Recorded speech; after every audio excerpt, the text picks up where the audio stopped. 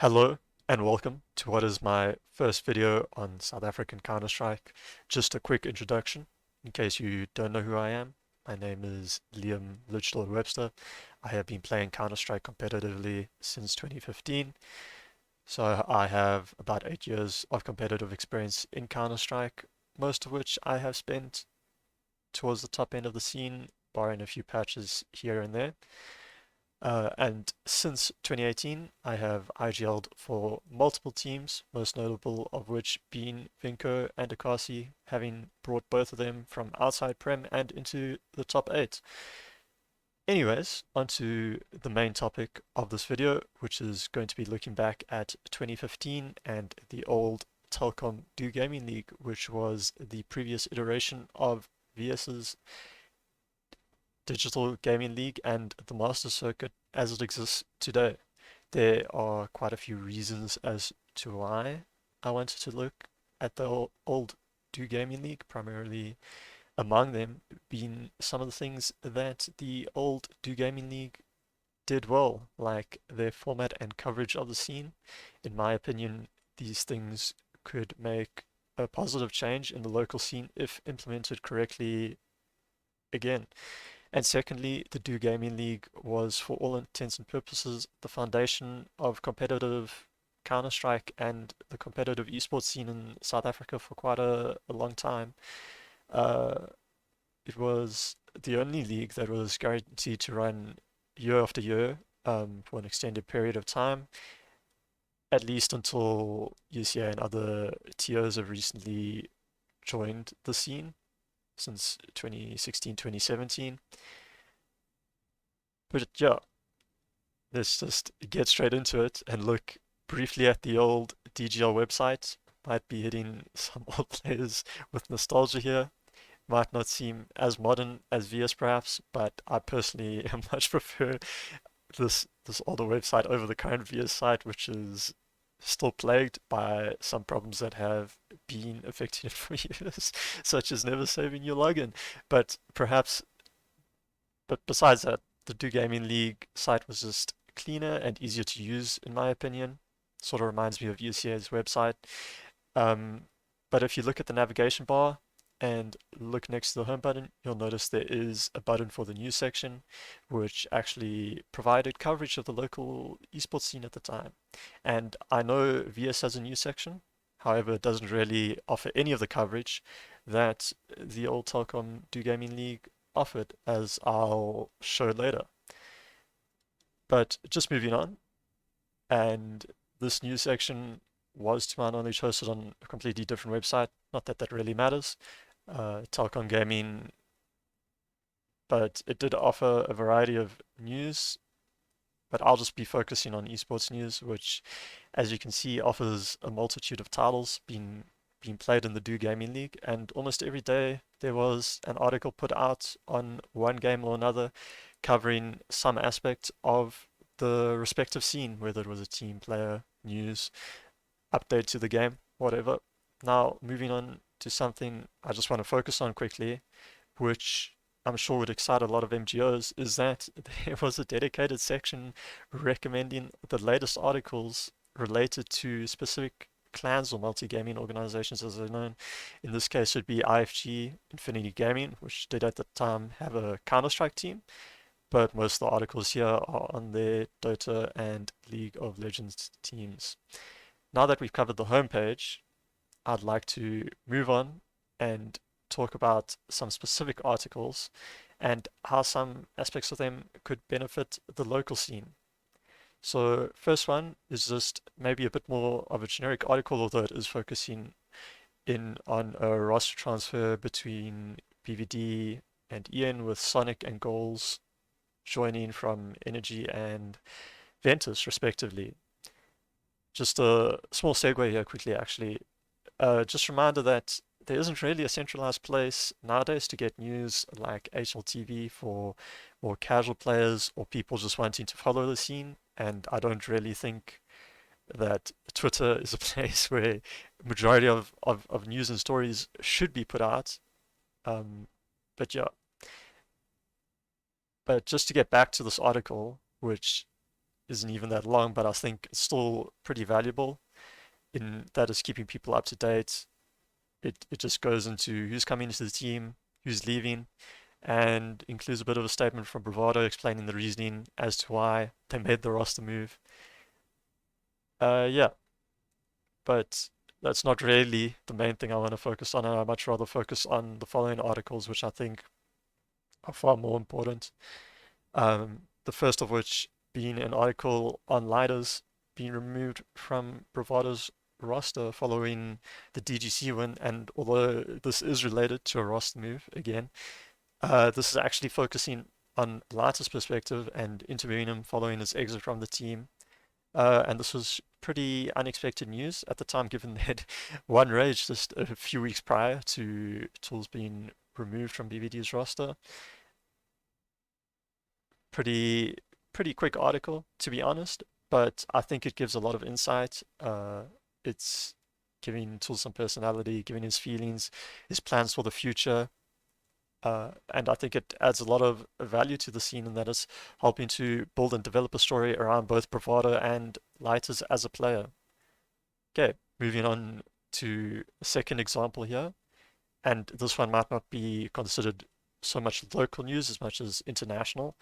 And this is about Shaz joining Team Karma to play for them in the Copenhagen Games, which they actually ended up winning. But yeah, pretty quick interview again, to be honest. Just a few questions asked of Shaz, and she answers them about how she is preparing for Copenhagen Games, the practice she's putting in, as well as a bit of how she's feeling, and also the process she actually took to end up joining and getting into the team. And I think articles like these are pretty valuable in that they can help more casual players maybe look up to some of the top players in the scene, build personalities around those players, as well as just being insightful and providing some extra information that could maybe help younger players. But yeah, onto the second set of articles that I would like to focus on, which would be revolving around teams, not players.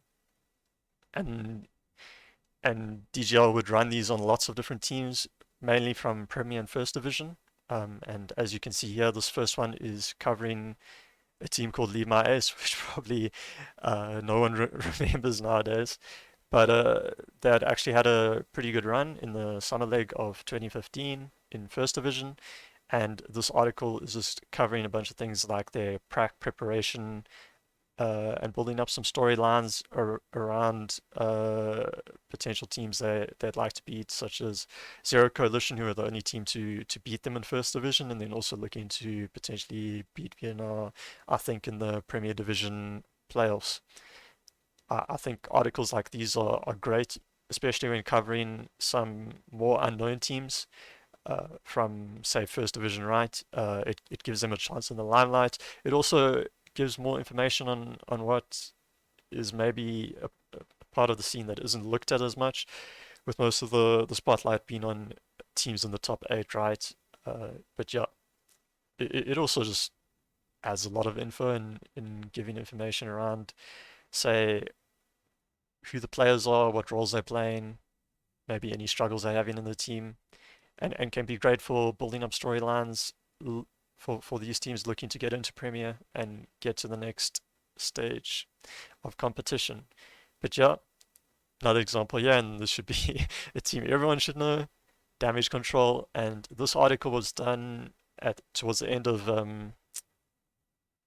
the winter leg and the run up into Rage, and it's just going into the integration of Inson, who had just come into the team after they had lost Nefan to Ian, I believe, and their preparation for the Rage DGC Land Finals, getting King in to help them a little bit.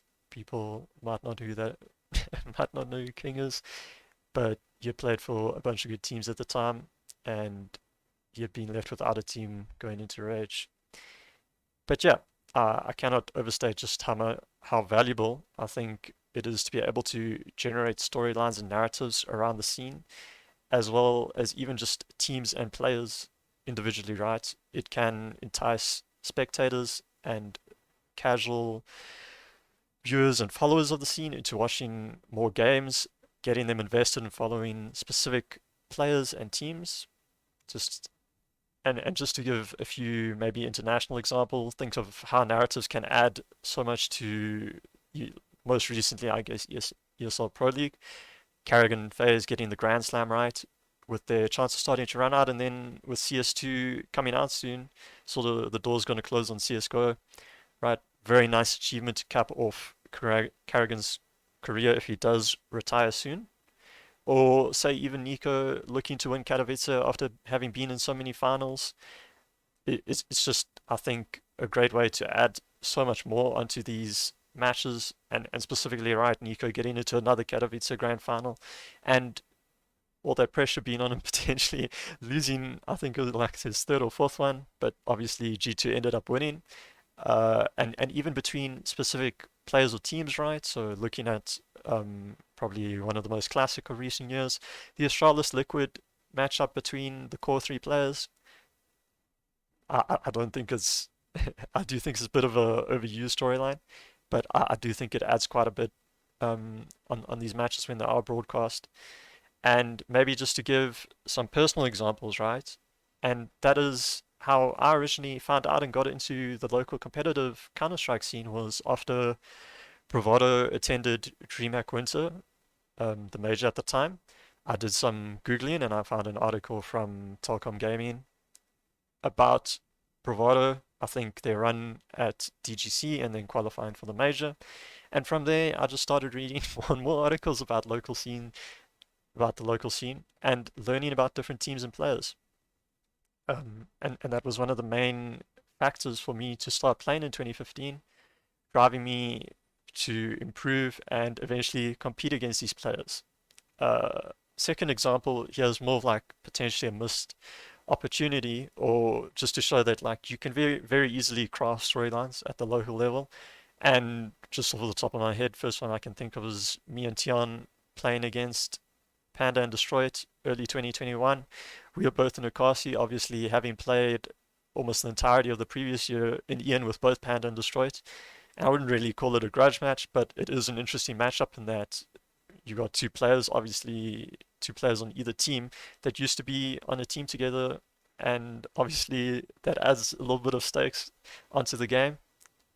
But yeah, hopefully it sort of helps drive my point home. And I know these storylines aren't really as valuable if the games aren't being streamed, but I do know things like Flashcast are starting to fix that at the local level.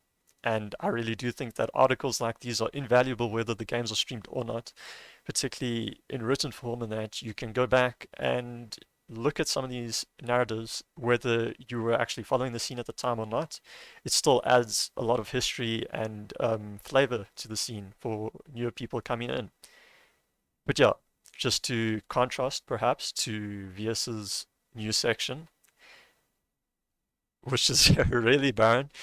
And I know there are some articles there recently, but these are all just straight up information. There's they're not really interesting articles, and the coverage here is pretty abysmal. And I think the last time a proper article was written was in 2020, covering the Comic Con groups in August, I think. So probably around 2 years or so since the last proper article. But yeah, and I just want to say that I don't necessarily think this is VS's responsibility to push out all these articles. I'm just comparing because the old Telkom DGL used to run these articles, right? And obviously VS doesn't anymore. Uh, but yeah, I think articles like these are pretty easy to push out. All you need to do is ask a few basic questions and get some reasonably interesting answers from the players. But now just to move onto the second portion of the video, which would be focusing in on the old Do Gaming Leagues format. So the structure of Do Gaming League would be completely changed in 2016 with the introduction of Masters, but I'll touch on that a little bit later.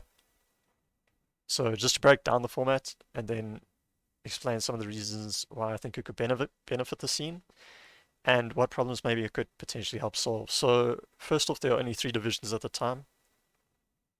compared to the four that we have today. So today we have first, Prem, second, and then third or open, I guess. Back then, there's only Premier, First Division, and Open Division. And to be honest, most of the leagues work the same way they do now. Groups, round robin play, and you play all the teams in your groups, and then you get the rankings. Pretty normal league structure, right? But there were actually only two legs at the time, being the summer and the winter legs. Uh, but yeah, in between these legs, you would have playoffs for getting into first and Premier Division. So the playoffs into First Division would be the breakthrough playoffs, and the playoffs into Premier would be just the Prem playoffs. But just to give an example here of the breakthrough playoffs, and there's quite a few teams here that maybe could be recognizable, but also had a lot of players that that were very important to the scene were actually in these playoffs at the time. So these are the breakthrough playoffs from the summer leg of 2015. And you would take the top 4 or 5 teams from each group and open, and then the bottom half of the teams from first division, and these teams would then be put into groups, which would then be played out like a normal leg. So although there are only 2 legs in theory, you would actually be getting about 4 legs of game time if you were playing in all of these playoffs, whether you're in these playoffs for promotion or relegation. So in the system, just to explain very clearly, if you did top your group in Open or First Division, you would have to go into these playoffs, and then you'd have to again top those groups to get into Open or sorry, not Open, First Division or Premier. And obviously, if you fail to top your groups in these promotion games, you would then stay in the division that you come out of, or you'd be relegated if you were one of the bottom teams from First or Premier. So, just to go over some of the problems that I feel this format could potentially help address. So, first things first, for the top teams, there's a lot of games that need to be played nowadays, especially with both ESEA and VS Digital's Gaming League running throughout the year. On average, that's about 3 to 4 best of threes you're playing a week, not including any other tournament organizers running other competitions or potentially playing cash cups on the weekend for ESEA. Now, to my knowledge, most top teams only play about 5 days a week, right? So to be able, so looking at that, right, you're probably only going to have about 1 or 2 days of practice at most, which really, in my opinion, isn't that much or really enough to be consistently improving, innovating, and adding new aspects to your game. And just for maybe people that aren't that familiar with the top end of CS, most top teams do have warm-up routines where the players are warming up or they're playing maybe a warm-up scrim or something before officials. So it's not really viable to practice before these best of threes, or for that matter, practice after them just because of the length of a BO3, right? And I do know that VS is running BO1s right now, but to my knowledge, that's only for to combat the effects of load shedding, obviously detrimental to the scene and pretty hard to play full BO3s with no power. But having only the summer and winter legs would allow top 8 teams, so these teams would not be going into the relegation. The top 8 teams would effectively have to halve the games they currently would play for VS, which I think would be a great step in the right direction. And obviously, I don't think this is just beneficial for the top teams. I'll go into this soon. I know they're getting to play a lot less, but I actually think it's not that detrimental to the teams below them, uh, particularly for teams that aren't in Premier Right. You probably aren't in ESEA Main, which is the only ESEA division currently in South Africa that requires you to play BO3s. So it's a lot easier to schedule. If you are maybe in first division and you're only in intermediate or open, you only need to be playing 1 or 2 BO1s a week, which are a lot easier to plan practice and scrims around. But also, I'd say these these younger, more inexperienced teams that are maybe in first or like you say intermediate right, you can gain quite a lot just by playing lots of games in that you're building up synergy, building up your individual form and just improving over time. And so you might not need as many days of practice to play the technical CS that has been played at the top end of the scene, which requires quite a bit more practice being put into executes and developing maybe more complex setups and talking over things more. Okay, so then secondly, and this part of a larger issue which might be worthy of a video in of its own, so I'm only going to touch on it a little bit right now, but that being that I think there is a massive gap between the top teams and the rest of the scene. And I don't think the old format will fix this on its own, but I do think it'd be a small step in the right direction.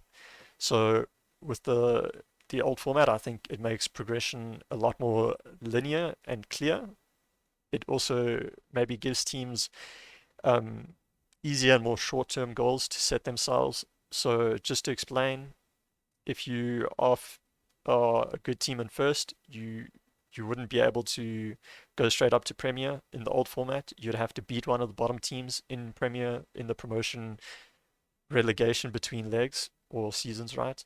Which means you can't just do this huge jump from first to Premier, while teams that are maybe potentially better than you that were at the bottom end of Prem, which in the current format they just go straight down into first division, they'd have an opportunity to defend themselves from being relegated. And if they can beat you, they probably deserve to stay in Prem, right? And it gives them the opportunity to continue improving and playing against the top teams, getting more experience, practicing harder, maybe learning more and quicker. But it also gives you a clearer goal to set yourselves to work harder to beat this intermediary team that definitely probably isn't as good as the rest of Premier, but it's probably a way more achievable goal to set yourselves to beat them and then get promoted to Premier Division in the future, as opposed to going straight into Prem, playing all the Prem teams, and then getting curb stomped. And just in terms of learning as well, it's much better, in my opinion, to lose 16-12 and be able to learn a lot from the game you lost and maybe potentially miss out on Prem rights if you've lost to these teams in promotion relegation, then to qualify straight into Premier and just get curb stomped and lose every game 16-2, you're probably going to learn way less if you do go straight into Prem like this. Now, as well, just to give a scenario here, so and it's a pretty real scenario in VS right now. You top your group in first, you'll then go into Premier and you get curb stomped by the top teams for a leg. Maybe you play one close game against one or two teams, but then you get sent straight back down into first division where you'll probably top your group again, right? And then you're going to repeat the process. And in my opinion, how as potentially young and inexperienced players are you meant to set a clear goal in that situation? You're just continually going to be bouncing between first and Premier Division. You're not going to be able to consistently play against teams that are either near peer or above your level. You're going to be going between teams that are extremely good and better than you, and then you're going to go back down to first division where you're probably going to play teams that are worse than you. And I don't think there's a very easy and clear way for you to set a nice goal, work towards it. And I feel like the old system, the older structure helps set clear goals. If you can't beat the bottom teams from Prem, you probably aren't stomping all the teams in first division, right? And so you can still improve your game and maybe still gain some knowledge, work on mistakes that you're making, and so you can set your goal to beat the bottom teams in Premier and work your way towards that, whether it takes one or two legs. But I think it's a way smaller goal and way more achievable, way less daunting as well. And then eventually, when you do get into Premier, you you can obviously continue playing in Prem, and even if you do get stomped or whatever by better teams, if you can then beat the teams below you can use that promotion relegation window to potentially work on your game, work out some issues, get more game time in, and improve your individual form. Anyways, moving on from the format, I'd like to just touch on a smaller topic, which would be the history of Counter-Strike in Do Gaming League. And as you can see here, there's a dedicated page to listing all the past LANs events, online leagues. And if you go into any of these, to my knowledge, most, if not all of the teams have the correct team names, the correct rosters. And just an example of this is DGC 2014, where BVD qualified for the major, and everything in this bracket is correct to my knowledge.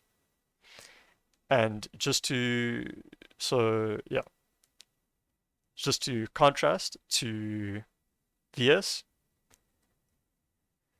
and this is the first leg going into 2020, so the COVID and online era, right? Premier and First Division groups are really messed up if you look at them today, with lots of teams in here that didn't even exist at the time, a lot of teams that were playing at the time missing, and none of these teams have their correct rosters. Just an example here, Royalty and DNMK only came into Prem in the second or third leg, and DNMK didn't even exist until the middle of 2020. I believe it was OG that actually made it to Premier in the second leg, something like that. One of the reasons for this happening in the current VS system is because seed swapping is so easy and it's just allowed. In the old Do Gaming League, you needed to maintain a core 3 players, and I really do think that VS should rather use auto berthing and fit teams into divisions if they feel that certain teams shouldn't be playing in open or second, things like that. The only positive I can give VS here is that there are screenshots on quite a few of these games, where you can see the rosters, who was playing, the correct scores, etc. Right? Uh, but yeah, it's pretty easy as a potentially young or newer player looking back at some of these old things to get pretty confused as to what was going on in Premier at the time. Anyways, just to close off the video and explain why I chose 2015 in particular. So first off, not since 2015 have so many teams made it out of Open and then made it into Premier in the same year. I think that that'd be basically unheard of in the current year. Like for a team to come straight out of Open and make it into Premier all in one year, I think it'd basically be impossible for even teams that maybe had somehow fallen out of First Division. But yeah, just to give a few examples, you're right. Tackle Gaming, some and maybe give some notable players of the people playing in these teams that did start in Open: Limbs, Newcomb, Kenpachi. In Tackle, Flipside, Darewild, Zip Zip, JT, Fady, BB Gun, Glacium, which is a team I played in, Eternal Conflict.